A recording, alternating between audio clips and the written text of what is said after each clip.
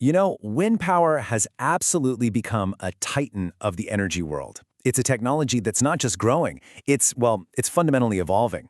So today, we're going to explore how this established energy source is pushing right past its physical limits to unlock a vast, untapped frontier. Okay, so to really get where we're going, we first have to appreciate the sheer scale of where we are right now.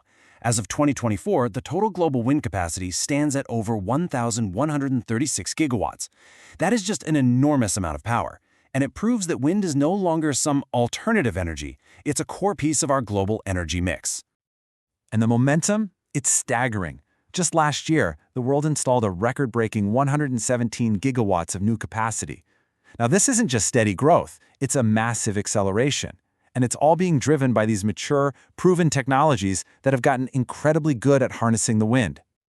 So, what are these technologies that have powered this incredible boom? Well, it turns out the entire landscape has really been defined by two dominant players. First up, you've got onshore wind.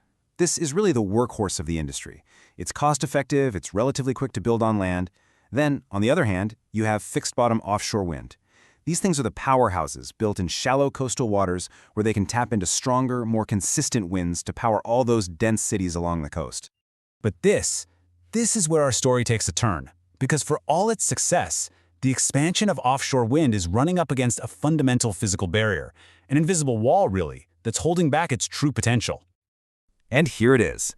Those fixed-bottom turbines, the kind that are literally secured to the seabed, they just don't work in waters deeper than about 60 meters.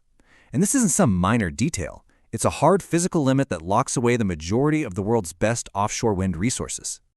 And the scale of this limitation, it's just staggering. Let's take the United States, for example. 2/3, a full 66% of the total offshore wind potential is located in deep water. That means it's completely inaccessible with current technology. That is a massive amount of clean energy just being left on the table. So the big question is, how do we get past this 60-meter wall? This is where some real engineering brilliance creates a true paradigm shift. The solution isn't to build taller or stronger foundations. No, it's to stop fighting the deep water and instead learn to float on top of it.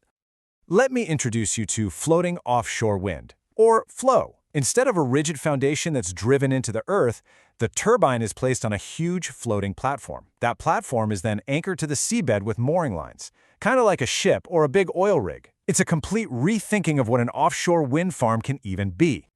The concept is actually elegantly simple. You put a turbine on a buoyant platform, you hold it in place with super strong mooring lines. And because those lines can be almost any length, water depth effectively becomes a non-issue. Just like that, the 60-meter wall, it's gone. And this new capability has another key benefit. By unlocking all this deep water, these wind farms can be placed much, much farther from shore. This dramatically reduces the visual and noise concerns that so often create opposition to wind projects. So you're solving a political problem at the very same time as a technical one. Okay, but this revolutionary technology is still in its infancy. It faces some pretty significant challenges. Before we can just declare it the future of energy, we have to take a hard look at the sobering reality of the economic and logistical headwinds it's up against today. The biggest challenge is crystal clear: cost. To compare these technologies, experts use something called the levelized cost of energy, or LCOE. Basically, it's the total lifetime cost of a project divided by all the energy it'll ever produce. And while onshore wind can be as low as $30 per megawatt hour, floating wind is currently estimated between $145 and $181. That is a major economic hurdle that has to be overcome. And that high price tag is really just the beginning. The whole sector is facing a gauntlet of other hurdles. We're talking policy instability, failed government auctions, the immense logistical complexity of just installing these things, brand new challenges with maintenance in deep water. These are all really serious problems that need solving. So, with all these challenges, you might be asking, why is the push for floating wind so intense? Well, the answer really lies in zooming out from all the technical and economic details and looking at the geopolitical big picture. This is about way more than just megawatts. At this quote right here, it just nails it. Policymakers are increasingly framing this not just as a climate solution, but as a critical move towards energy independence. Homegrown power. That phrase means less reliance on volatile global energy markets. And that's the crucial point. Investing in floating wind, despite its high cost today, isn't just about electricity. It's a strategic play for long-term security, for national autonomy, and for economic resilience for decades to come.